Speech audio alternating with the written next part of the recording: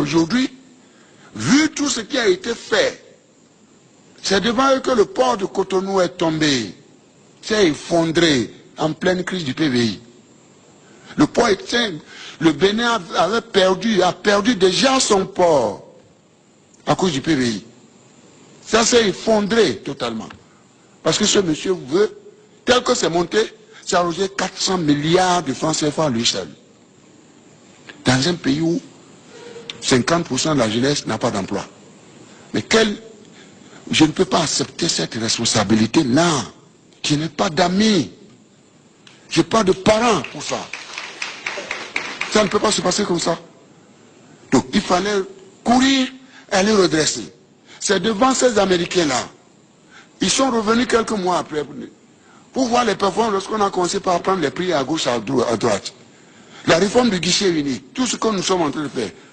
Beaucoup reste à faire encore. Mais lorsque j'apprends que dans les 4 coins du pays, notre port allait prendre des prix. Je dis bien. Donc le port est en train de renaître. À un moment donné, nous avons perdu 70% de notre trafic est parti au Nigeria, 47% au Togo, 52% au Ghana, à cause de cette histoire de PVI.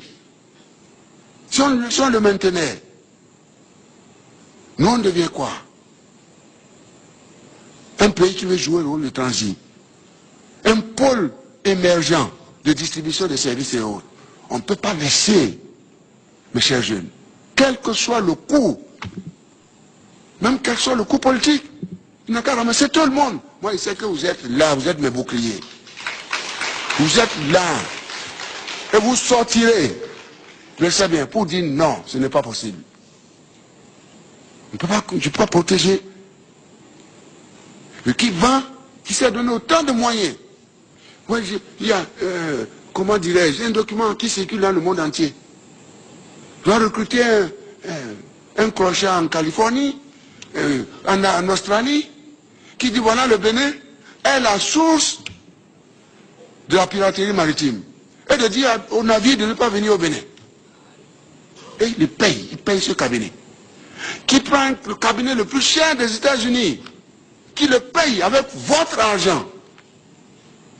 L'argent qu'il a volé des pauvres paysans, sous le soleil, sous la pluie, qu'il paye chèrement. Ce cabinet recrute les congressmen, recrute les sénateurs, pour lui de couper l'aide publique au développement au Bénin.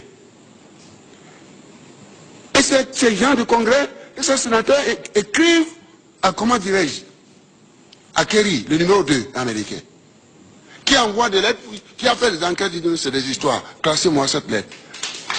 Mais c'est pas fini, il continue. Le combat continue. Comment ça? Comment on peut vendre son pays de cette manière? Où est-ce qu'on va? Mes chers enfants, je vous en parle parce que je suis obligé. Mais nous pouvons nous relever. On est tombé par les bombes qu'on a fabriquées nous-mêmes. La classe politique à laquelle j'appartiens. Je ne veux pas me dédouaner. Si on doit être jugé, on sera jugé de tous. Et devant vous, c'est vous qui serez nos juges. Parce que je vous dois la vérité, rien que la vérité. Et je le jure. Je le jure. Tout ce qui se passe, nous avons commis, ça il n'y a rien à faire. Par des arrêtés, des décrets, de ceci, de cela, etc. Aussi la fonction publique, des agents, des protocoles qu'on suit de gauche à droite, n'importe comment. N'importe comment. Pour découvrir que, eh bien, on a fabriqué des bombes décidées à ensanglanter, enflammer et désintégrer notre édifice constitutionnel. Mais Dieu est grand. Dieu est grand. Que Dieu leur donne la bénédiction et qu'ils comprennent qu'il faut revenir à la raison. Je tenais à vous le dire.